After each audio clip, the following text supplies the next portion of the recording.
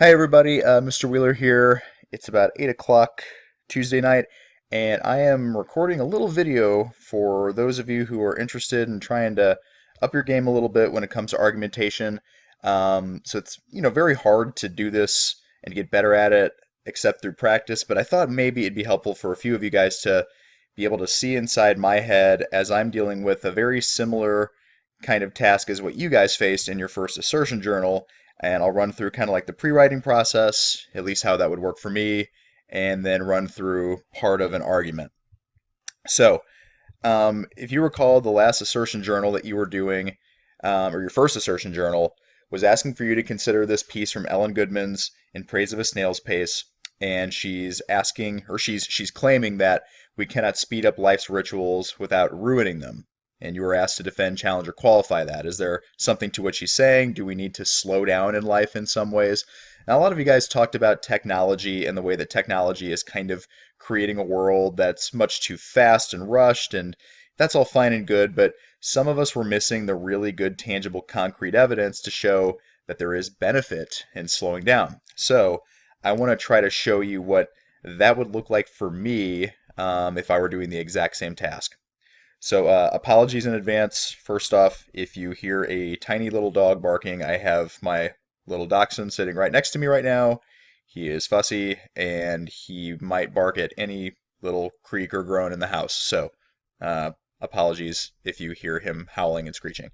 Okay, anyways, back to the prompt. Okay, so should we slow things down? Well, I'm just going to do a quick little sort of pre-writing here. Obviously, you'd be doing this with pen and paper, but I'm going to work from the bottom up here. So instead of saying like, yeah, I believe we should, I'm just going to, pose the question here, speed up or slow down.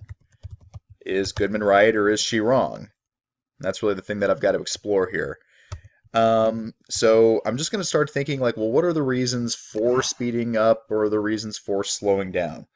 One thing that kind of comes immediately to mind for me is the idea of making a meal and how, a home cooked meal always is superior to, fast food.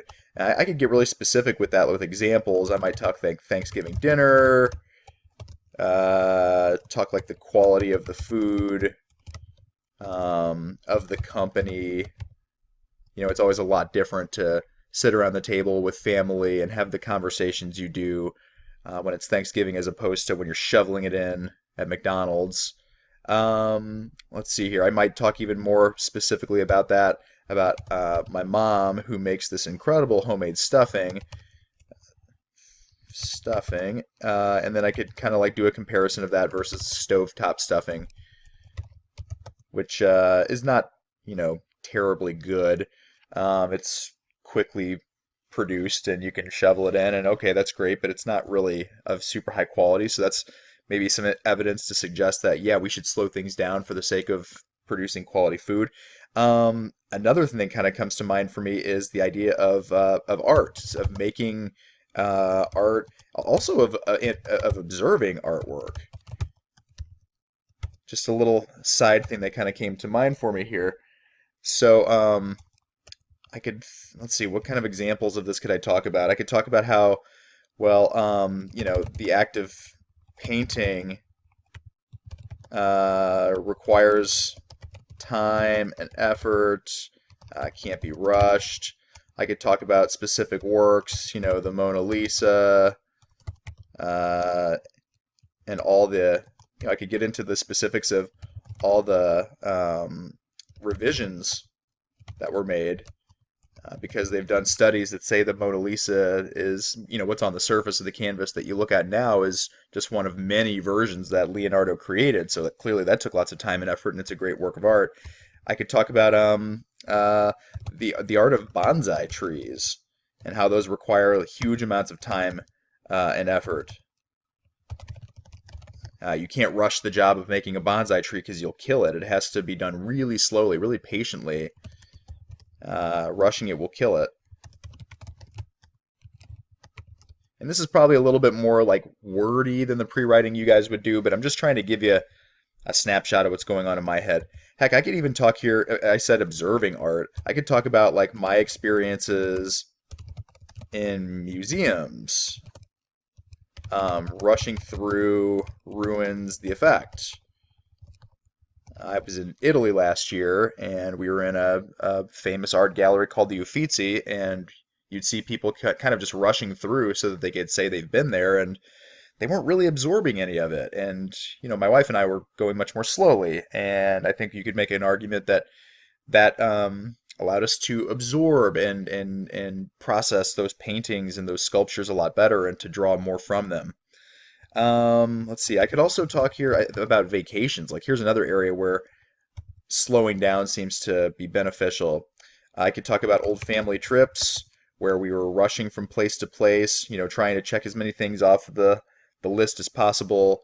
Um, so I've spent rushing around. Um, no time for meaningful connections with family. In fact, a lot of times we just were tense and on edge and we'd bicker with each other in the car because we were just trying to get to the next thing and get our picture taken next to it so we could go to the next thing. And then I could talk about how, like, in more recent trips in my life, even family trips, that's kind of changed, and we spend more time doing things like, going to a lake house and just kind of enjoying time with one another. So, few distractions, nothing really to do, um, no rushing at all. But those trips have been a lot more meaningful. We've really enjoyed them. It's given us a chance to connect. So I'll talk about how you can connect um, in those kinds of situations. And so the examples I'm using here, a lot of it's coming from personal experience. And as I'm writing it, I'll make sure that I'm explaining, hey, this is what I have witnessed in my own life. And since it's happened for me, it is logical to assume that the same is true when you apply this to other situations. Um, so I have quite a few things here going for the slow down idea. Didn't really touch on any of the speed ups, but given the number of things that I have going for slow down or areas I could explore that it seems like slowing down is a good idea, I feel like I can just move into making an argument for slowing down. Okay, so gonna move to another page here so that I can start cranking out. I'm at least gonna do an introduction and a body paragraph for you guys. And keep in mind, again, I'm doing this on my computer. The clock is not ticking.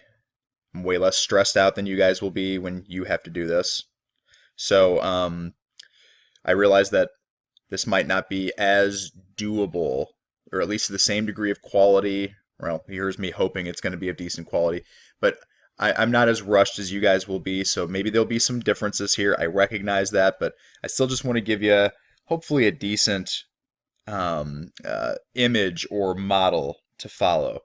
So I'm gonna launch into an introduction. Now remember, your introduction should do a couple things. It should provide some basic kind of overview of the situation that's under discussion. So the idea of speeding up or slowing down life's rituals. You want to show that it is debatable, that it is relevant, so that your reader cares and thinks this is worth talking about, and then assert your thesis in a really powerful kind of way. So I'm going to open here kind of trying to treat my introduction like it's a big funnel, and you're starting broad and you're trying to work your way down to your thesis so that the audience is following you every step of the way. So I'll open with something kind of big and broad here, just an observation that human beings are creatures of ritual. We immerse ourselves in habits. Here's my bad typing. And other repeated behaviors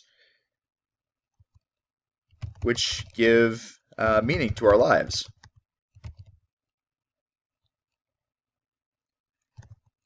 But we are also finding it increasingly difficult to devote ourselves fully to these rituals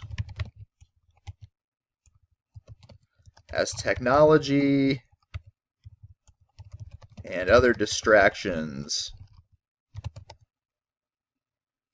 sap our time and energy. So, opening kind of broadly, stating something that I think is generally accepted as true, that we're, very ritualistic kinds of creatures. We tend to fall into habits really easily. We should do these things kind of slowly, but a lot of times we're not able to do so because of the demands of all the other junk going on in our lives. So now I'm going to move into like my thoughts on this. Still, it is vital that we find a way to retain our slow and deliberate habits in many areas of our lives. So I'm starting to move into my assertion, starting to say that despite the fact that there's a lot of other things pushing us to go faster, and a lot of that is very distracting and time consuming and energy depriving, we can't let that happen. I'm going to touch on what Goodman says here. I'm going to paraphrase her. Ellen Goodman believes that speeding up our most sacred rituals destroys their value. And it is true that choosing convenience, now I'm moving into my thesis here, over quality, will lead us to live less fulfilling and meaningful lives. So what I did here is made my thesis sort of a two-part thing here, where I bring up what it is that Goodman said. I paraphrase her words here to show the reader that I get the assertion. And then the second part here is me stepping in and giving my 2 cents, my response. And I'm trying to assert that pretty assertively, for lack of a better word. I want to make sure that the reader knows that this is my position and that I'm not just saying, yeah, Goodman's right. Okay, so I assertively say it is true that when we choose convenience over quality, we're going to live less fulfilling lives.